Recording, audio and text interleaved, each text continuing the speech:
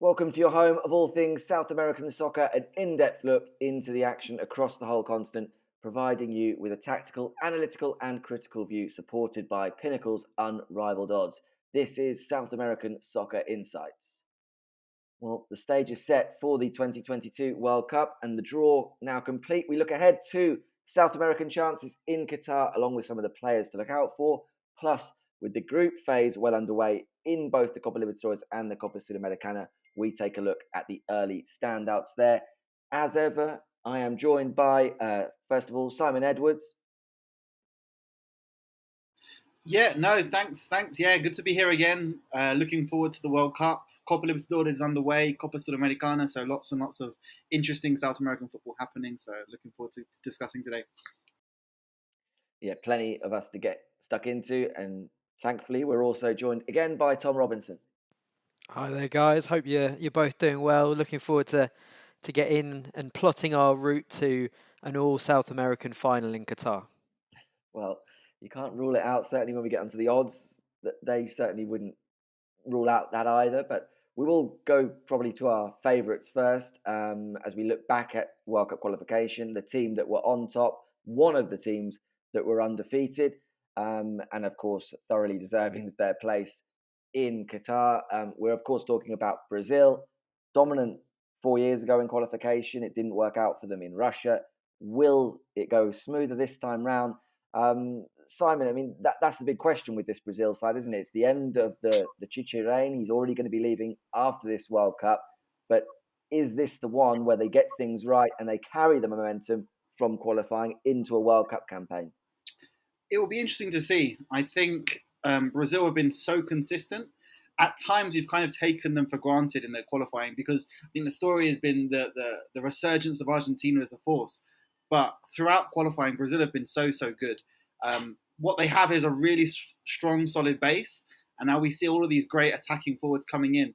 I think at the previous World Cup, one thing that stood out for me was Neymar trying to do a little bit too much at times.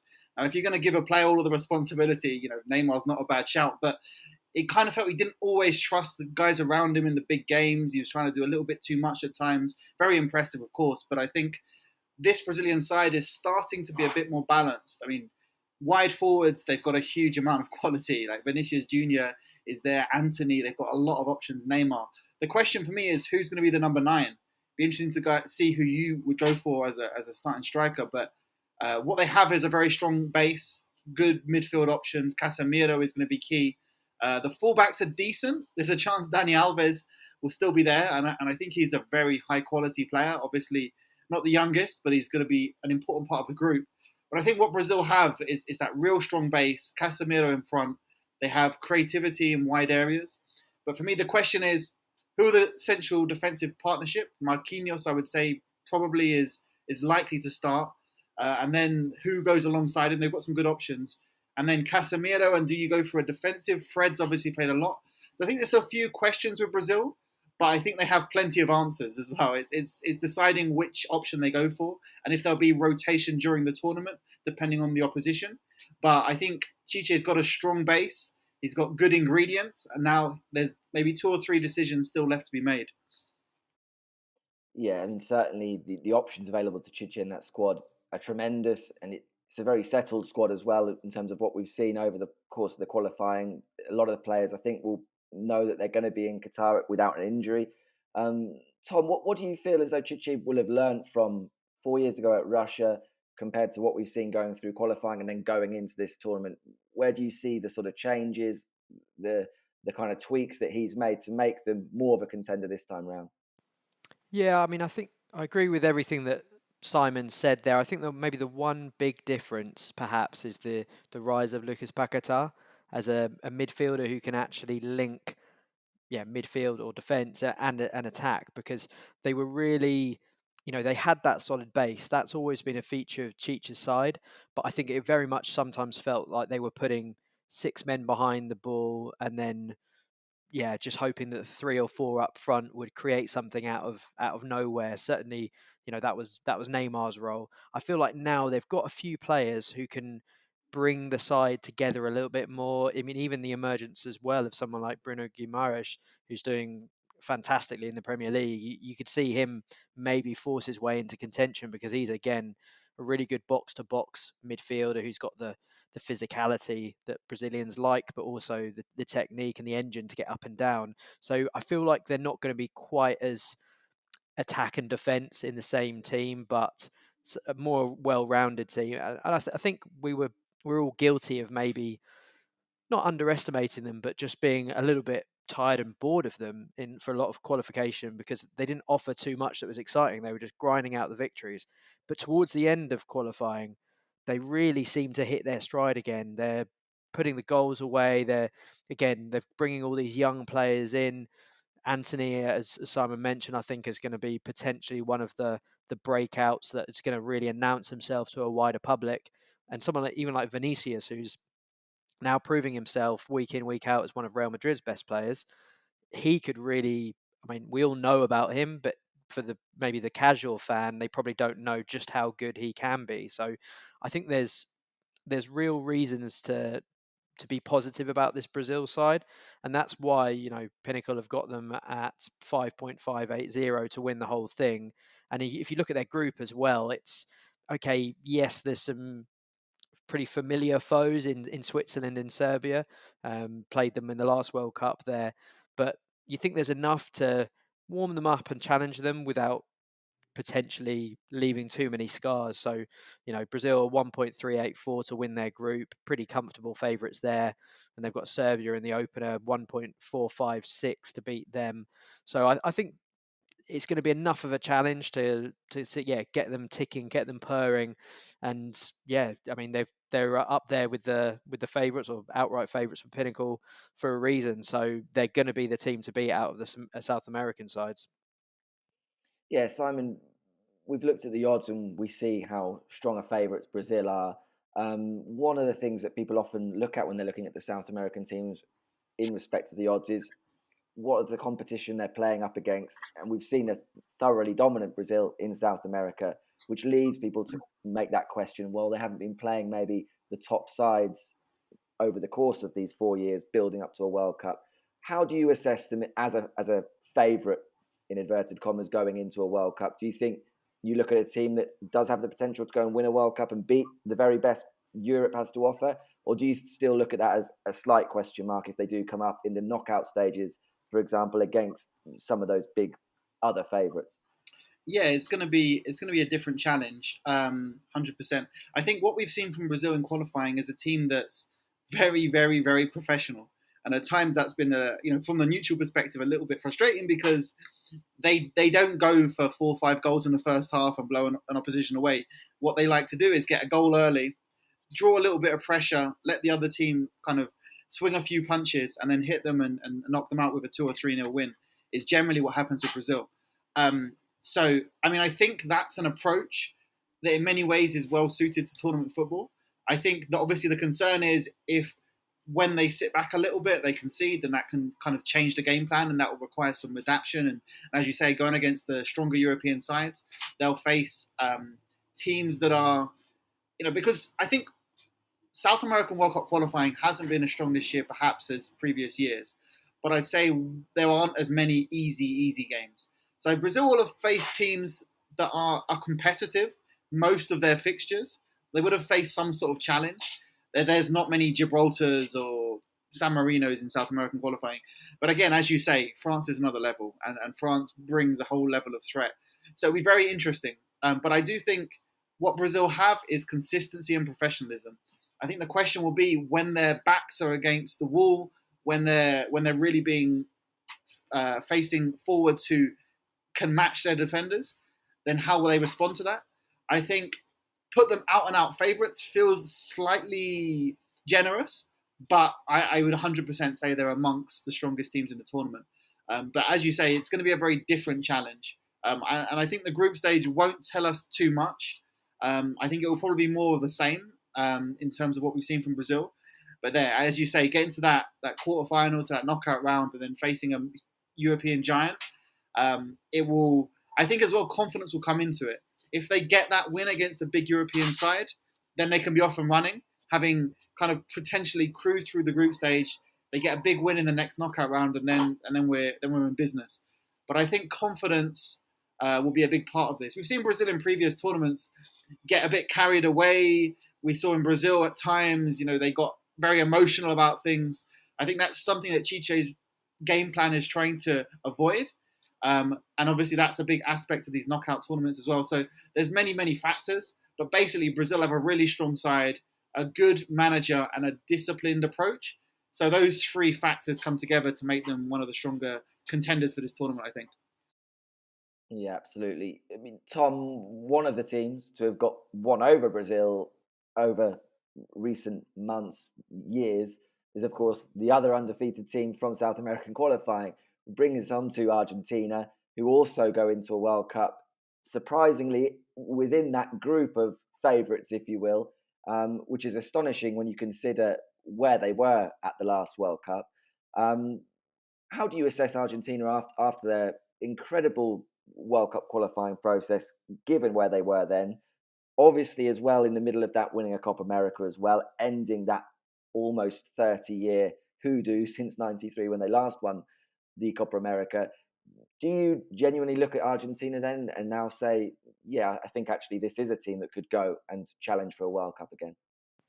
Yeah, I think it's testament to how far they've come in 4 years, from that car crash of a team that was out there at 2018 to someone who I think genuinely we are saying can compete. I don't think we're saying that they will win it or they're among the top 3 or 4, but you definitely have them among the certainly top 6 teams in the tournament now. And I think fancifully we were talking about, or maybe if Argentina do everything right, they can be back amongst the conversation. But I'd say they're a little bit more than that. They're not just in the conversation; they are a genuine threat, as they've shown over particularly the last 2 years. They've obviously, as you said, gone on that amazing unbeaten run. The mood in the camp is as good as I've ever seen it. It's, I think expectations now are pretty high.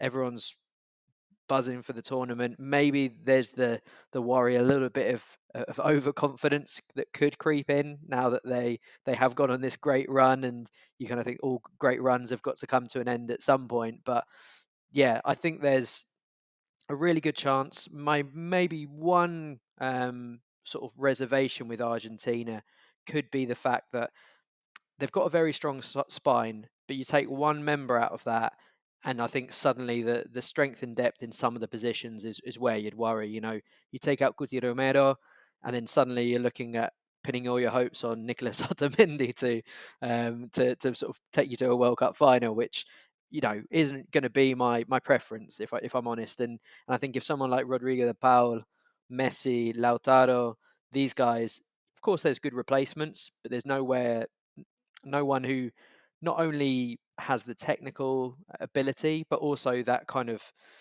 that role within the team, that leadership role that I think can drag them through. Yes, of course, you can find players that will plug the gaps, but are they going to quite bring what those other players bring to the tournament? So I'm cautiously optimistic. I think it's reasonable to expect a semi-final as a decent tournament. Of course, if they get an unlucky draw, they could go out earlier, and these are things you can't necessarily plan for. But I wouldn't put them among the favourites, but they're in that next level, and they've got the game changers that can do it. So yeah, I'm really looking forward to it, and I definitely wouldn't be writing them off, that's for sure. No, I don't think many people will be, given their incredible run of form.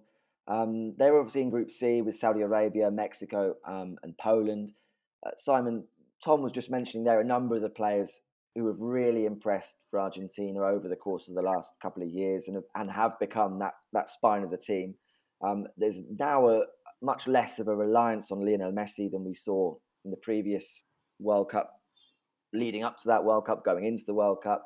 When you look at Argentina during this World Cup qualifying, where do you see those key differences in terms of what are the improvements they've made to the team that make them now among that group of challengers? Yeah, look, I think you start at the back, and Martinez has been huge in goal, not just for his quality as a goalkeeper, but him in the Copa America. I think he kind of really stepped forward as a leader He's a real character. He seemed so polite and so unassuming initially when he was on the bench at Arsenal, and he's really come through with his personality. And I think that leadership from the back has been really important. Obviously, an excellent shot stopper, but you see his personality come forward, and I think that's a bit of what Argentina have been missing. Some leadership. We saw throughout the years, Argentina in the 80s, the 90s, some big characters, a lot of passion, a lot of gamesmanship at times, but just a lot of personality, and we perhaps lost that a bit over the last few years. It's been give it to Messi and hope he does some magic, and it's Messi, Di Maria, and a supporting cast at times. So I think the improvement's been incredible. I think also the fact that the World Cup is going to be played 3-4 months into the season in Europe will mean the likes of Messi potentially are in better condition, better shape. We probably will see the best possible Messi. Now, the question is the best possible Messi right now better than a Messi at 60% from the previous World Cup? Because I think at times, previously we've seen him drift out of games and then pop up here and there. But I think one thing with Messi is, and you guys will have watched it closer than I have, but he doesn't have to drop to the halfway line to get the ball anymore. It's not necessary. He doesn't have to do the creating and the scoring of the goals. He trusts those around him. And there's other players who have stepped up and want to get on the ball and want to make things happen. I think that's been absolutely key. And then obviously you mentioned Romero coming into the defence, because the defence at the last World Cup was a shambles. I thought Argentina overachieved a little bit at the last World Cup, given how poor they were in World Cup qualifying, to get out of that group. I think I had some money on them not qualifying from the group, so don't. I almost made that one, so don't take my suggestions too seriously.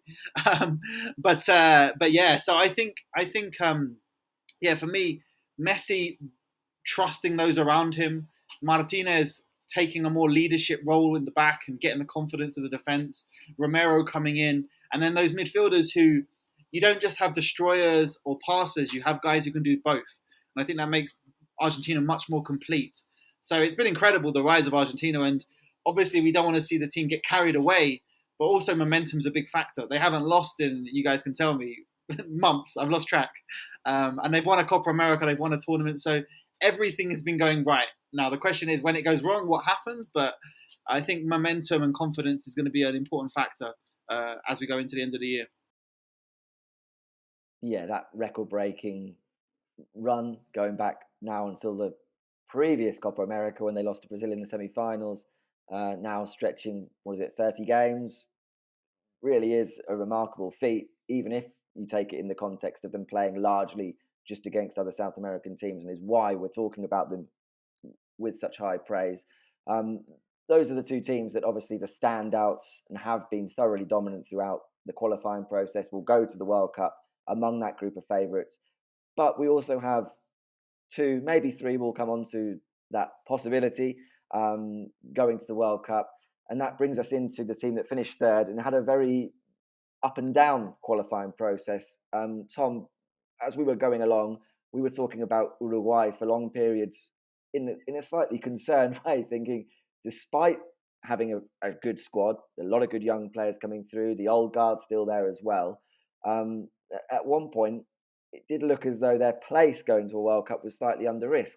They made that decision late to change managers. They had a nice run in as well with the fixtures, which had to be taken into account. But they got the wins that were needed, ended up third. Do you look at Uruguay then as a team that have now found their way a little bit and can be considered maybe a little bit stronger at the World Cup than they would have been had we been having a conversation a few months ago? Yeah, I definitely give them a better chance now of performing at the World Cup. I think they had that, not just a new manager bounce, but a necessary change that was overdue. You'd probably say that they could have done it earlier in the qualifying when they weren't finding themselves back up against the wall, needing to pull the results out.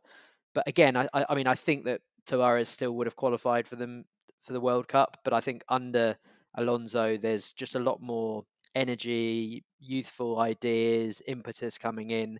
I think there was the danger of, if they carried on the same way, they would have just been, there for a bit of a last hurrah for Suarez, Cavani and Godin without really ever threatening to do anything, and maybe it being a bit of a sorry end to that amazing generation's sort of time for the Uruguay squad. So I think now you actually look at it with particularly that midfield that feels like it's got a real burst of fresh energy with Valverde and Bentancur absolutely central to the team, and obviously the guys you're going to build the team around going forward. Araujo at the back as well.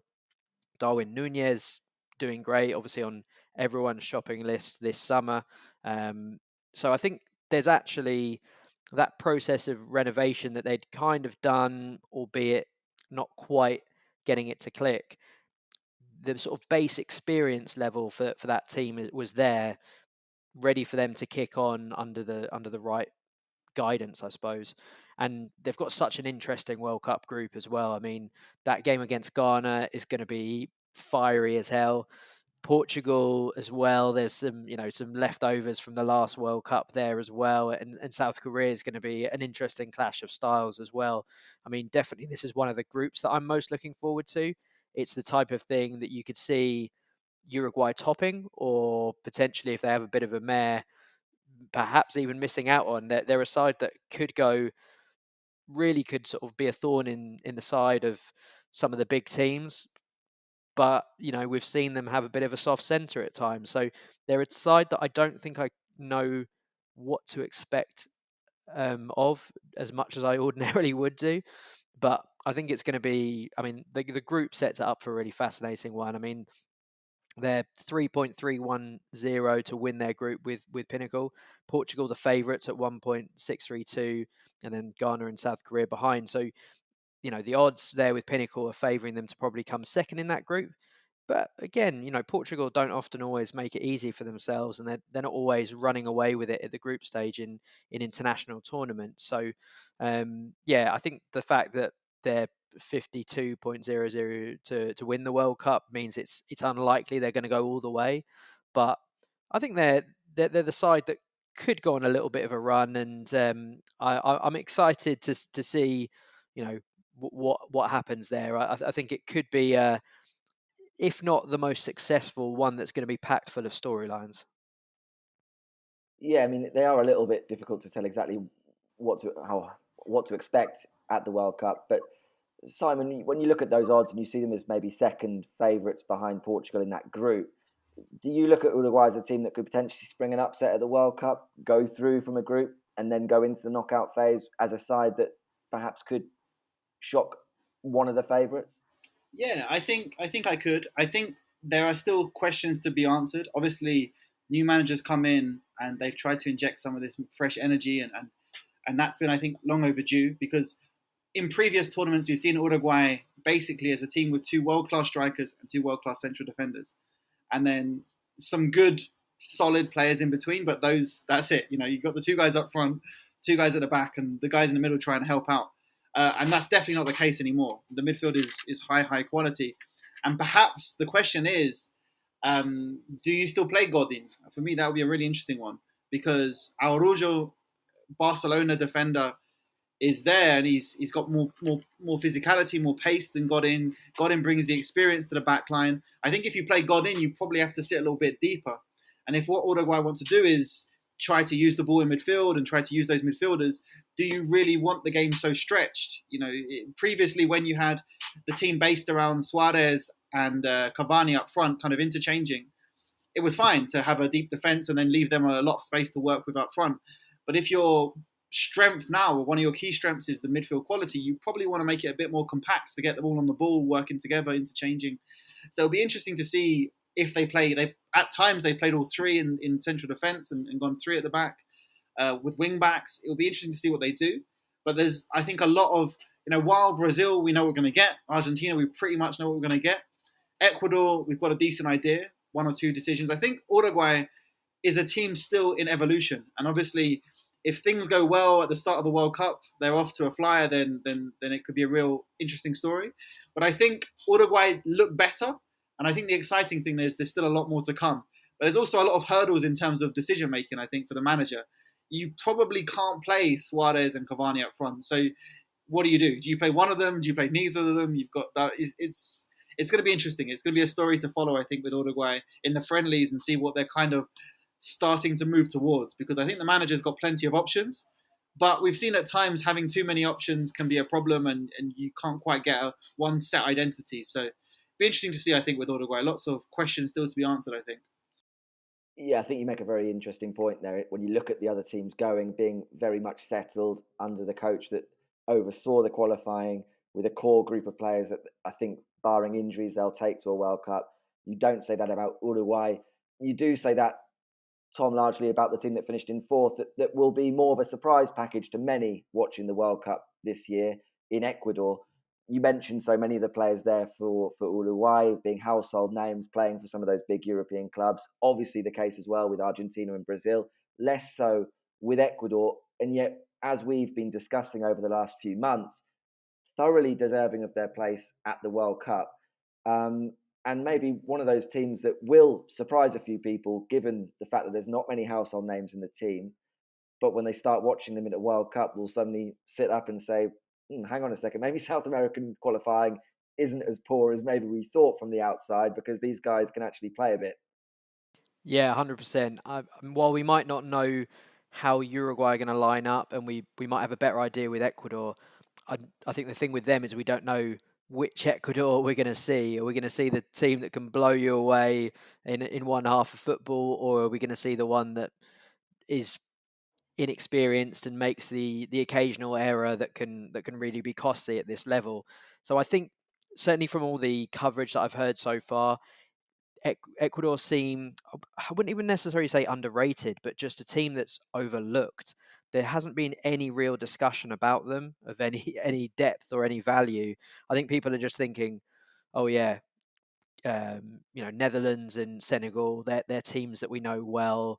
Obviously, Senegal being the African champions and having Mane and some great players there would make you think that they're going to be favourites to go through alongside the Netherlands. But Netherlands are capable of a meltdown. Senegal, for all their strength, they can be quite defensive and not necessarily all out attacking, and it might actually benefit Ecuador to be the underdogs in both of those games and hit them on the counter, as we know they can do so well. Qatar, obviously, you'd like to think that Ecuador are a better side, but obviously home advantage, with all that entails, can obviously maybe make things a little bit more difficult than it should be on paper. But certainly Ecuador, they've got like dark horse, hipster tip written all over them, which could be great, and I think they will catch a lot of people because people aren't really paying attention to them, even if it's just like, oh wow, Gonzalo Plata's really quick and really fun to watch, or oh yeah, Moises Caicedo and Piero Hincapié look like real good prospects. It might not necessarily mean they go further than the group stage, but I think they will at least catch people's attention. They'll say, okay, yeah, this is a team to follow, because this is we've talked about teams in their evolution and their stages. Brazil being pretty close to their complete, fully formed, potentially World Cup winning side. Argentina on the up, getting there. Uruguay sort of going through a bit of a transition. Like, this is, still a very young and inexperienced side, and there's so much prospect for Ecuadorian football going forward. Like, this could just be the start. So I think it's going to be really interesting to see how they handle the pressure. We saw Peru struggle with that in the last World Cup, and that could really affect these guys as well. But I'm really looking forward to seeing this group, because I think it's not going to be as clear cut as a lot of people have it. And yeah, even if they crash out with no points, I think it'll still be a fun ride. Yeah, I think anyone who's watched the South American qualifiers is probably along with you there, Tom, to say they're definitely a team to watch in Qatar.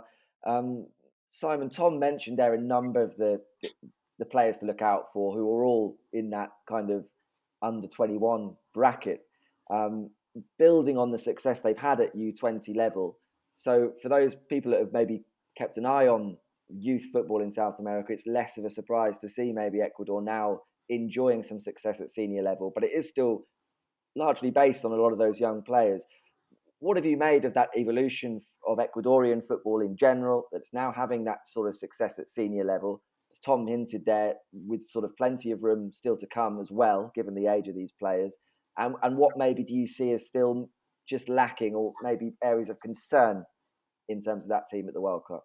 Yeah, it's been an incredible rise, and I think with Ecuadorian football, it's about what we've seen is some of these clubs, obviously Independiente del Valle, a team that got to the Copa Libertadores final, Sudamericana champions, U20 Libertadores winners. That club has probably the best youth system in South American football right now, and I think the way they've risen and used youth and used some international approaches, Spanish coaches, very international approach. I think that's been key in raising the overall level in Ecuador, and we've seen other clubs as well contributing with important players, Barcelona and a few others, Emelec, popping up with some good players as well. So I think it shows the potential of South American football, particularly, Ecuador has, what we see with this Ecuador team is a team with great athletes, players who are very expressive, very creative, but also increasingly disciplined and very collective as well. For me at the World Cup, what I'm hoping is we see the fun Ecuador, because when they go behind, then they just absolutely blow the opposition away as well. We saw in that game against Brazil, where suddenly Brazil kind of got on top, they got the goal, and Ecuador just went at them and just completely overwhelmed Brazil. And I think that's what this Ecuador team has the potential to do, is overwhelm these opposition. So I think that's going to be really fascinating. And as you say, Gonzalo Plata, an incredibly quick, creative winger, 20 years old. Moises Caicedo is just a complete midfielder. And Hincapié in defence. So for me, the best three Ecuadorian players are 20, 21 years old. So that's going to be fascinating to see. I hope they play their most attractive football, because what we see with South American national teams is they get so few competitive games against big European sides or big African sides in competitive fixtures.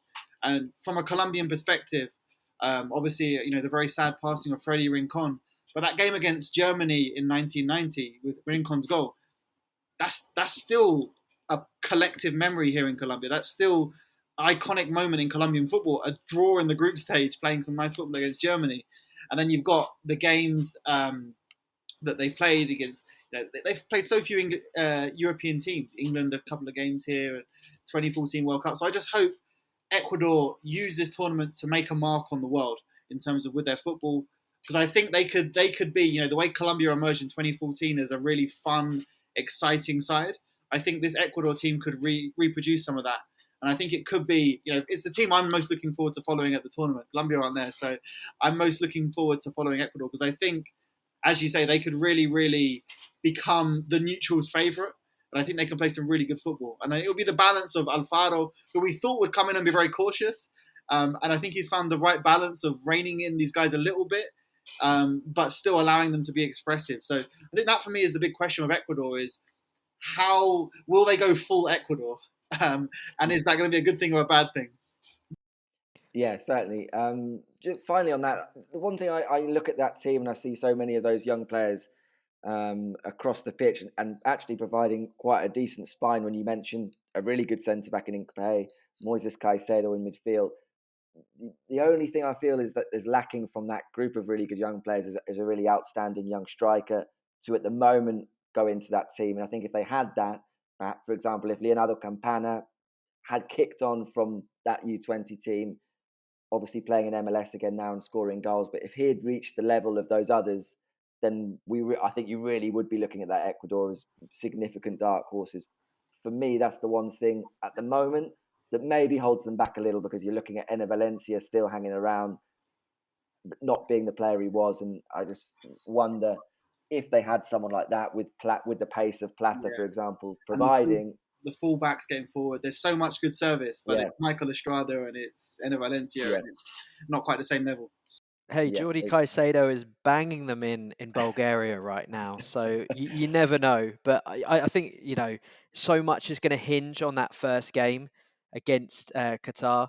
Like, they're 2.120 to win that game with Pinnacle. They're narrow favourites in the betting odds there.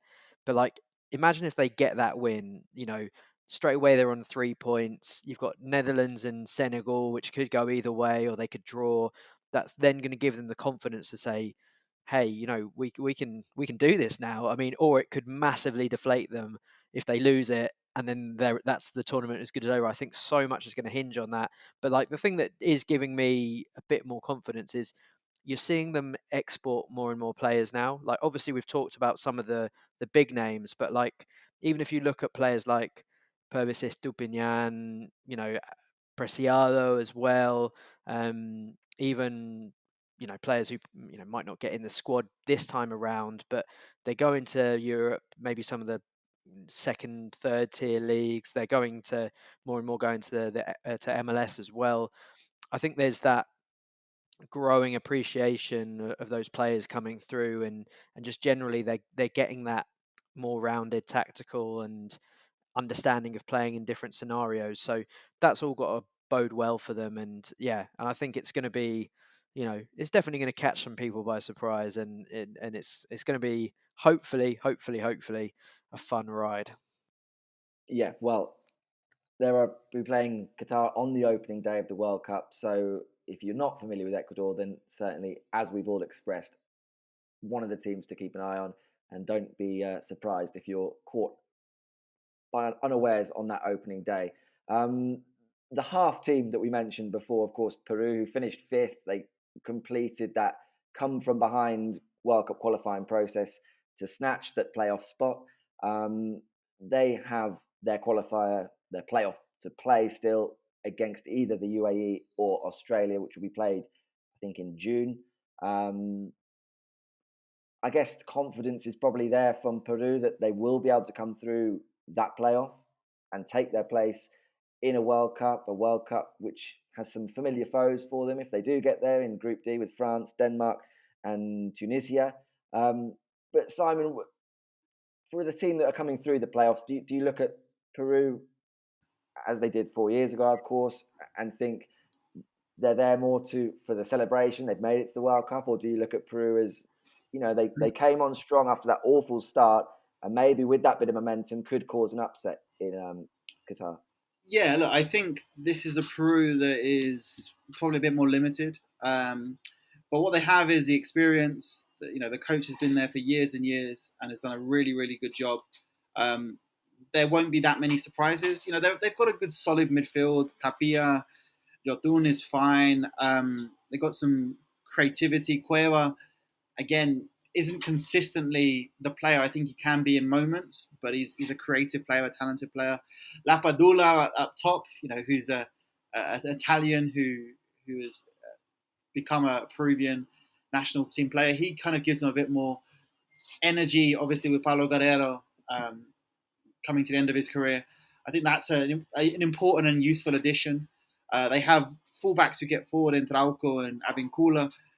It's a Peru that is solid, has some decent players out wide, and kind of a bustling striker who will put himself about and give some defenders headaches.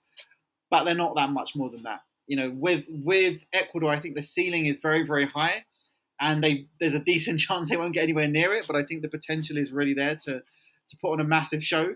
I think Peru's ceiling is be competitive and with a bit of luck get out of the group. I think they're more likely to get closer to their best, if you know what I mean. I think they've shown, particularly in the final qualifiers, that they have great spirit, that they can take their chances in key moments, that they can get the job done, which is a useful quality, particularly with this first playoff, because we don't even know if they'll be there yet, and I think that's going to be a huge ask as well. I think they can get through, but it will be tough.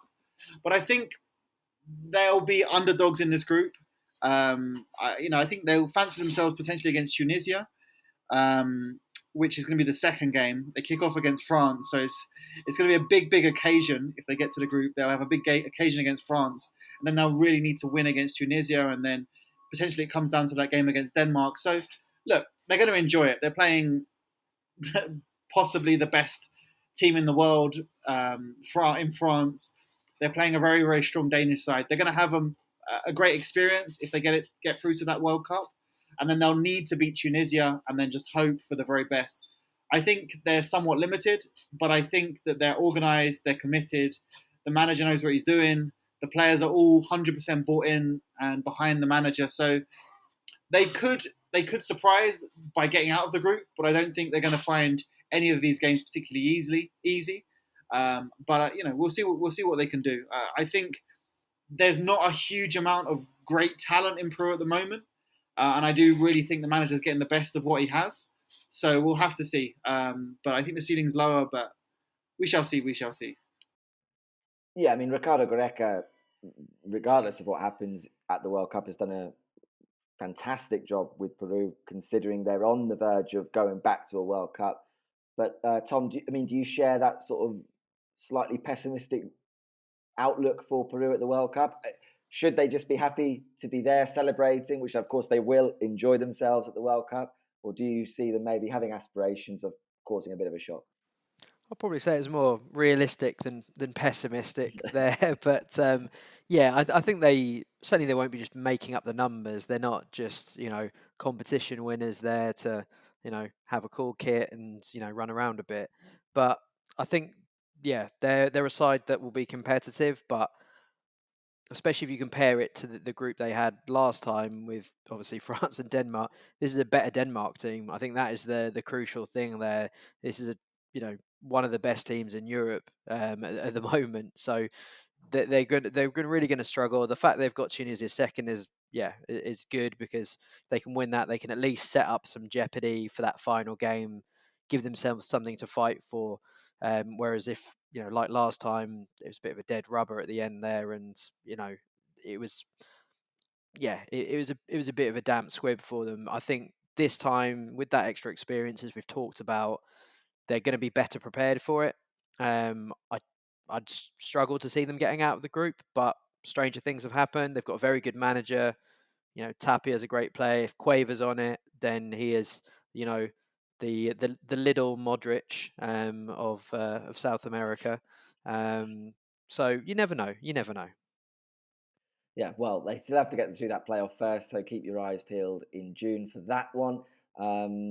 But before we leave the World Cup conversation, we will just maybe highlight some of our players to keep a lookout for in Qatar from South America, of course. So I'll come to you first, Simon, in terms of who are you kind of keeping tabs on ahead of the World Cup? Yeah, for me, look, I mean, it might sound like the easiest and obvious one, but for me, Moises Caicedo, Gonzalo Plata, Hincapié for Ecuador. I think they're going to go into the tournament relatively unknown. Moises is now getting some minutes at Brighton. But I think they could be, January transfer window, they could be 50, 60 million pound players by that point if they have a good World Cup. Because I think they're still very young, and the ceiling's really high. So for me, those three immediately grab the attention, and I can't wait to see which, maybe you get two of those, comes out of it as a superstar. You could see Real Madrid paying stupid money for Gonzalo Plata because he's had an amazing tournament. We see sometimes at the World Cup, there's one guy, this one young player who suddenly becomes a superstar. And I think one of those three Ecuadorians, if they do well in the group stage, could jump to that level very quickly, perhaps slightly prematurely, but I think they're all very, very talented players who are incredibly young to be playing at a World Cup. So for me, one of those three could emerge as a kind of a most wanted man in Europe when it comes to the January transfer window. Yeah, certainly interesting to see Moises Caicedo now getting some decent minutes in the Premier League and catching the eye with his performance of late. And interesting to see Graham Potter as well talk about the fact that they probably did hold him back a little too long, if anything, in terms of waiting for him to really get that kind of exposure. But straight into the team there with Brighton and playing at a very high level. And Tom, what about you? Where are you looking for the sort of maybe unknown stars of the World Cup? Yeah, I think it's always hard to pick out an unknown player, because you could say someone like Ugarte for Uruguay if he gets into the squad, or you can pick out these players who fundamentally, there aren't unknown players out there anymore.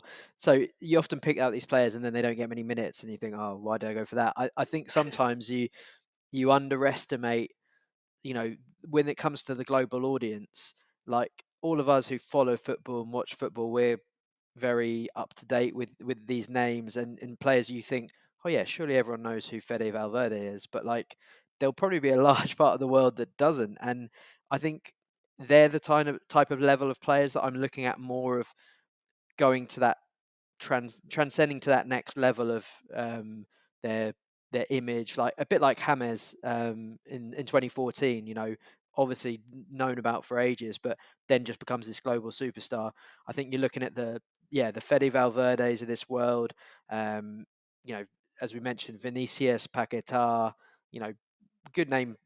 Huge names playing for massive clubs already. Ronald Araujo could be another one that people maybe aren't as aware of, even though he's playing for a huge club. So, I mean, they feel like obvious answers. But I think the other players that I'm maybe more interested in is, again, someone like Rodrigo de Paul. I think people could realize why he is so highly rated and so loved in Argentina, because he's maybe not the sexiest name on that Argentina list, but he's so good to watch, and I think he's the type that could really be like, oh yeah, he's a proper good player. Other than that, I would maybe say Sergio Rochet, the Uruguay, probably going to be number one. Big chance for him to maybe stake a name for himself, and could well be busy. Maybe even someone like Galese, if Peru get there in goal, he's going to be busy, and he's always impressed me as a keeper who I think could get maybe a move to Europe out of MLS.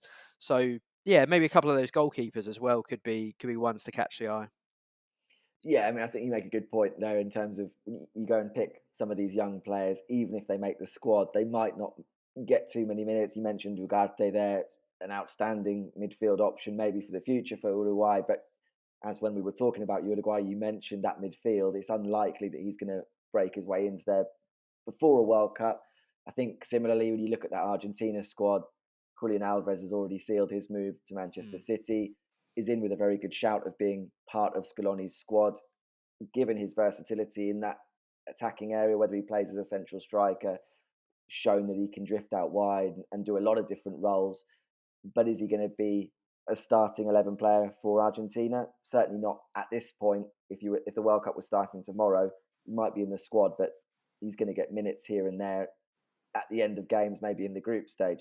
Enzo Similarly, Fernandez, maybe. yeah, I think he's the other name in Argentina. The one certainly in Argentina they're talking about, that's saying Enzo Fernandez is the guy that could go to a World Cup. At the moment, he's just outside the squad, given his level that he's performing at River. A lot of people are saying Enzo Fernandez is going to be on the plane to Qatar. So he might be one of those players that fits into the bracket of, if he does get into a World Cup squad, even if he doesn't play that much, could be the thing, if it hasn't happened already, that makes him get that move, a big move to Europe. So that's certainly someone to keep an eye on.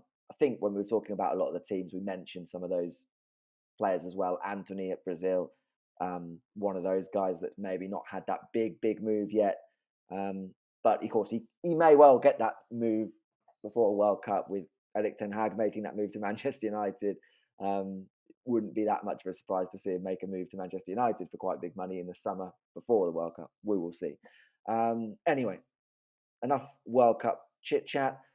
We've got time left to look, of course, at the two major competitions in South American club football. Starting, of course, with the Commonwealth Libertadores, which is 2 games deep in the group phase. Simon, we talked before when we were looking at the qualifying rounds of this year's Libertadores of who the favourites were. And of course, we were looking at the big boys from Brazil. We were looking at River. And when we look at the 2 group games that have been played, or the 2 rounds in the group stage so far, that's kind of shown again. Palmeiras have scored an absolute shed load of goals, won both their games. Flamengo haven't been quite as explosive, but have won both their games. And River Plate, the other team that have won both games. We'll come on to the other one in just a moment. But when we're talking about those favourites, are you still looking at the group phase so far and saying, yeah, I'm still looking at those big boys as the challengers for the tournament? Yeah, we expected the Brazilian teams to do well, and they've so far done well. Yeah, absolutely. I mean, Palmeiras, after 2 games, they've got a striker with 6 goals. It's not a bad start to a Copa Libertadores. So yeah, 100% very impressive. Palmeiras, top of Group A. We've seen Flamengo as well, one of the other sides that's been competing for this title in recent years. The Brazilian sides are looking really, really strong, 100%. And I think what we've seen recently is not only the incredible talent, the superior financial resources, and now some good managers and some kind of more complete ideas and game management, using the ball a little bit better. We've seen all that coming together to make these Brazilian sides really, really strong and really dominant in many ways in their group, particularly the big ones, as you mentioned, Flamengo at the top, Palmeiras looking very, very strong. And also, River Plate doing very, very well as well. Tom, what about this River Plate side? The group isn't perhaps the trickiest one, but how are they looking this year as potential winners? Yeah, I mean, they've been impressive. I think they've got, okay, it's maybe not the hardest group, but it's certainly not as easy as Palmeiras' group. So I don't think there's too much you can read into Palmeiras' performance right now, because they're just, flat track bullies at the moment.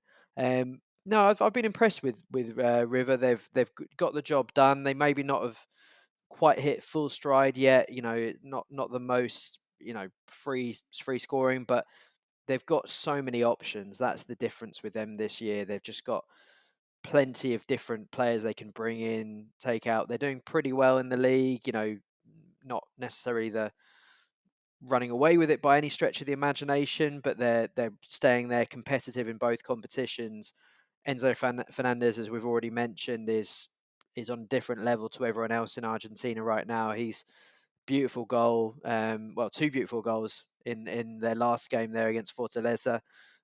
So yeah, they're doing well, and they're doing everything they need to at the moment. 6 points from 2 games.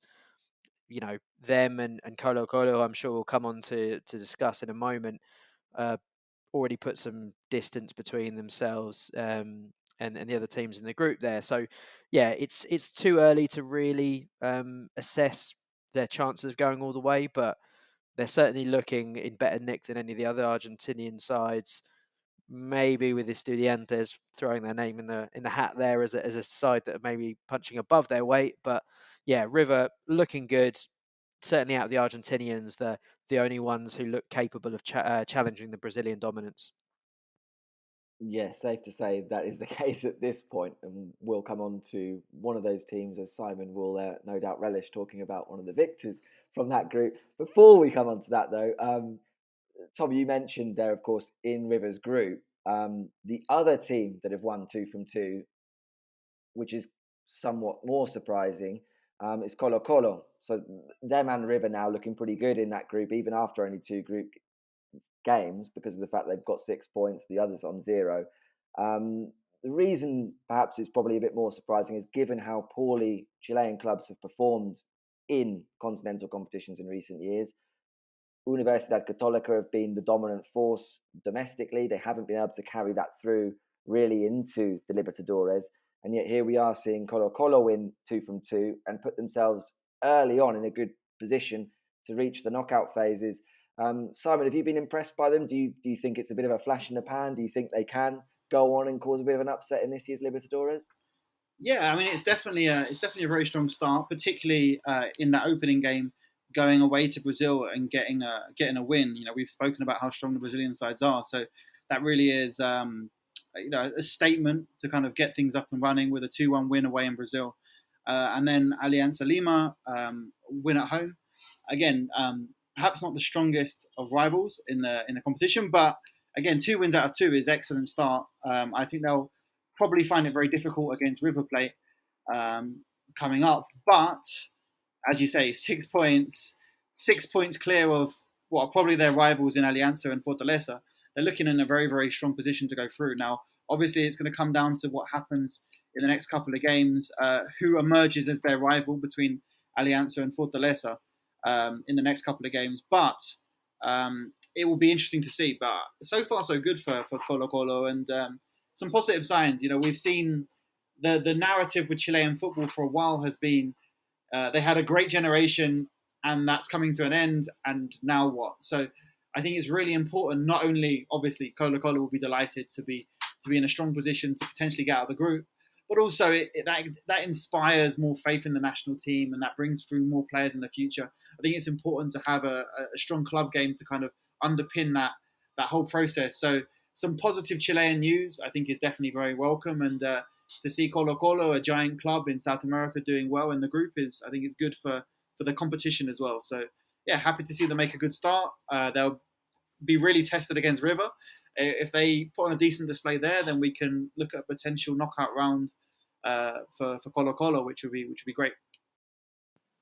Yeah, I mean, it's always nice when we get to the knockout phases just to see any teams from other countries other than Brazil and Argentina. So the more the merrier there.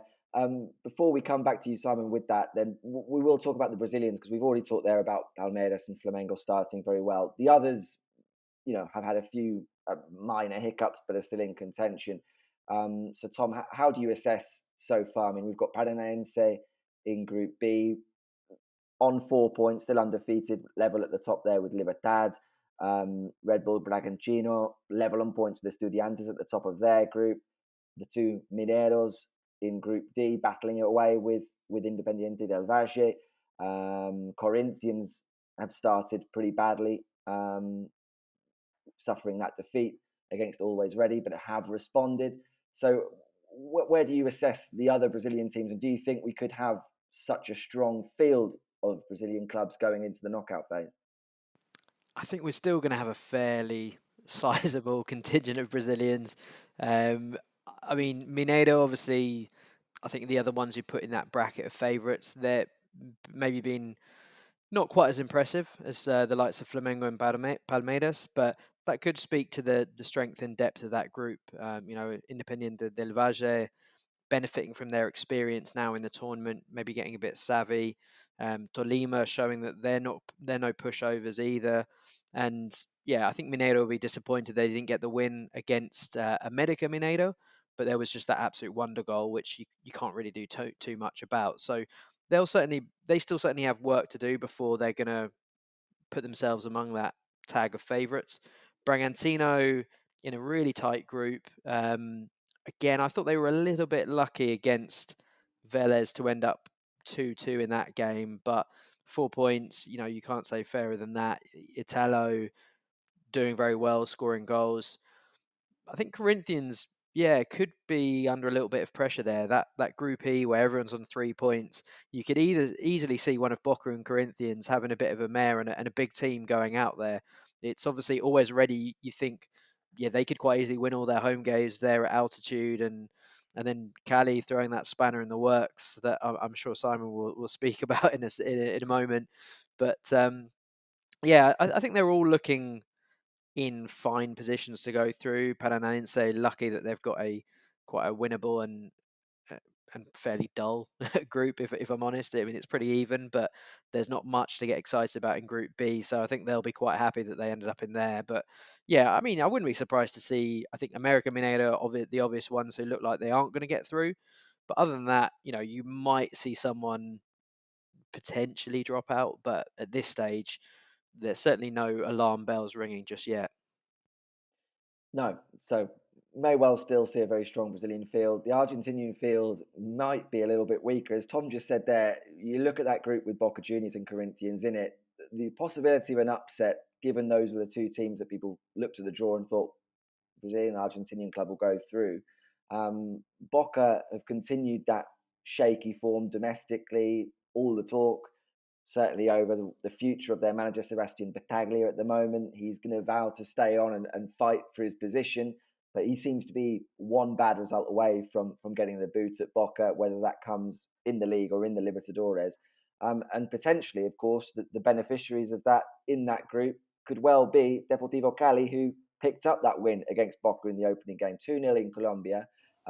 As a result, that's why all four teams in Group E have 3 points. Now, Simon, I know you've been waiting for this moment, so let's talk a little bit about Deportivo Cali, and can they be the team to cause that surprise in the group? I would have said no. I probably did say no quite a few times, no? Talking down for Cali, but they've shut me up. Well, they haven't, but I'm happy for them. But yeah, I mean, I think so far a good start. Now, obviously, I think conceding that goal and losing in Corinthians in a game where they were very much in it, it kind of fell apart a little bit. But Diso, the Argentine defender, went off with an injury, and they kind of lost a little bit of that organisation in the last 30 minutes, which was probably the reason they didn't not only come back from Brazil with something, potentially a point would have been great, but also it's put Corinthians right back into contention and leveled up that group. So I think they'll be disappointed with that. The next game they're going to the altitude of Bolivia. That will be a massive test. Playing always ready up there, which is even higher than La Paz. So best of luck with that one then, lads. In terms of Cali, look, they league champions last season. They've been terrible for most of this season in the Colombian league. Third, fourth bottom, I think. They've picked up a little bit. They've got some good quality players. They have done incredibly well. I don't feel massively confident, but there's going to be a lift, a massive lift from that result against Boca Juniors. That's going to be a memorable result for the fans, and they're just going to hope if they can take something back from Bolivia. Then they've got a home game against Corinthians, which again, having been very competitive away in Brazil, they might feel they've got a decent chance at home, having beaten Boca Juniors. So we'll see. I still think qualification for Deportivo Cali is very much an outside bet, and Sudamericana is probably more realistic. But if you can beat Boca Juniors, a South American giant, then you have every right to believe, and we'll see what happens. They're in with a shout. Yeah, absolutely, they are, and Libertadores kicks back off again this week. We had that week off as we record. The next 2 weeks, you feel we'll certainly get a better idea of all the groups. At the moment, largely they're all very wide open. The next 2 results is when you're going to start to see which teams we really think are going to be going through, critical for the likes of Deportivo Cali and across most of the other groups, apart from those teams that have picked up a couple of wins, as we've already said. The other competition, of course, that runs alongside the Libertadores, nice little segue into it, because Simon just mentioned that Deportivo Cali could end up finishing third, of course, and there's still that prize of going into the Copa Sudamericana, which is also 2 games into the group phase. The Sudamericana, of course, as a reminder, a little bit more competitive in the group phase in a sense. The teams aren't obviously as good as the Libertadores, but only the winners progress. So it makes it hugely important picking up wins in that competition. Draws largely don't really help teams. Tom, I mean, when you're looking at the group so far, I mean, what's really stood out for you? Who are you looking at and saying early on that could be a team that could go all the way in the Sudamericana? Well, it's hard to look past Racing at the moment, going really well there. 6 points from their 2 games, playing good football, winning under Gaga as well. He's not only got the performances, but he's got the results to match now. And I think it's 10 wins in a row in all competitions, unbeaten in 15 games, unbeaten this year.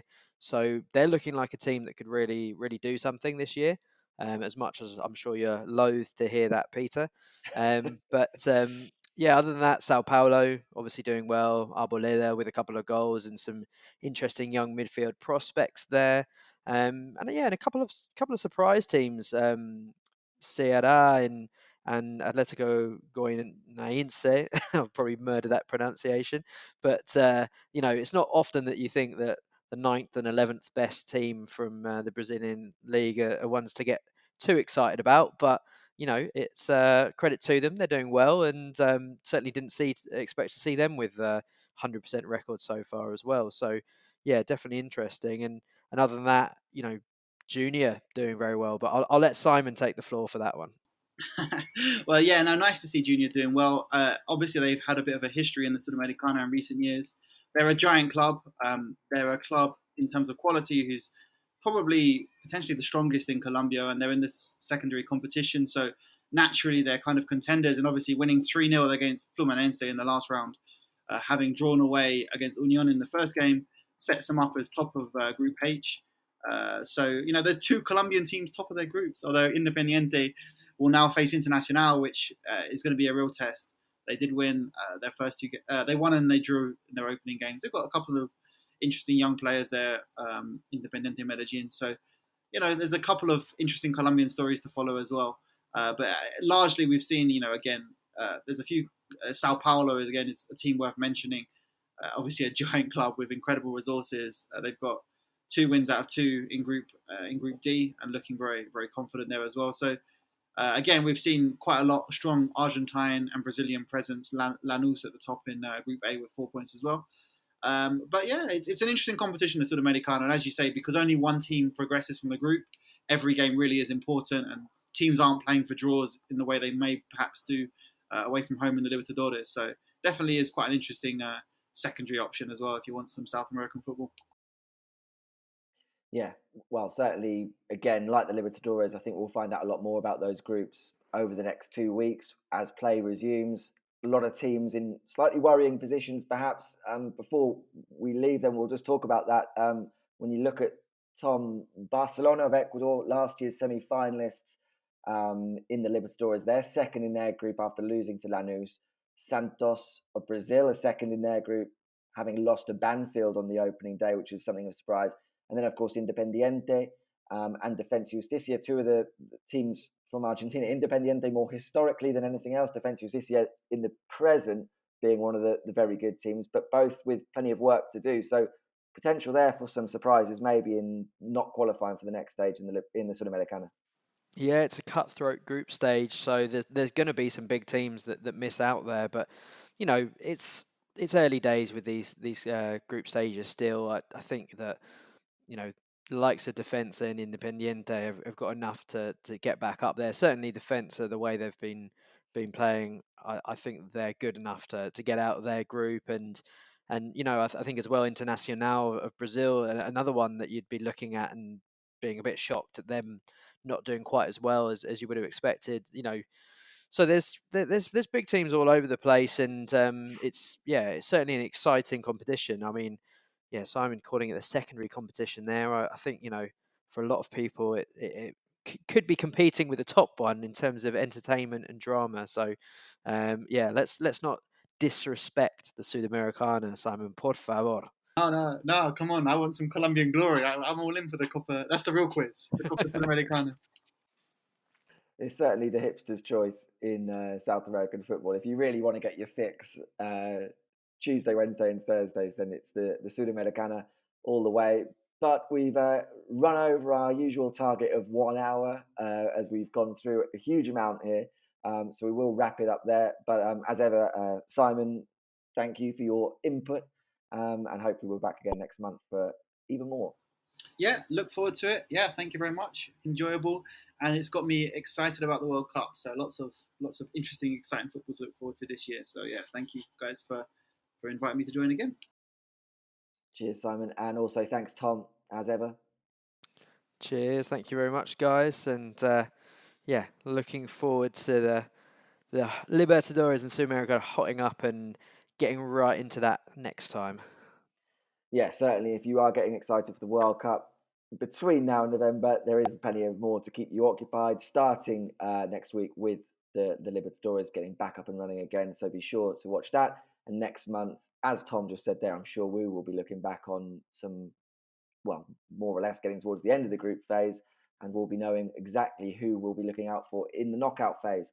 Until then, thank you for listening, and we'll be back soon. You can find all the latest odds and betting insight on Pinnacle.com, plus plenty of content on @Pinnacle on their Twitter and Pinnacle.betting on Instagram, with plenty of other sports as well coming your way. Please gamble responsibly. The odds mentioned in this episode were correct at the time of recording, so be sure to go to Pinnacle.com to get the latest.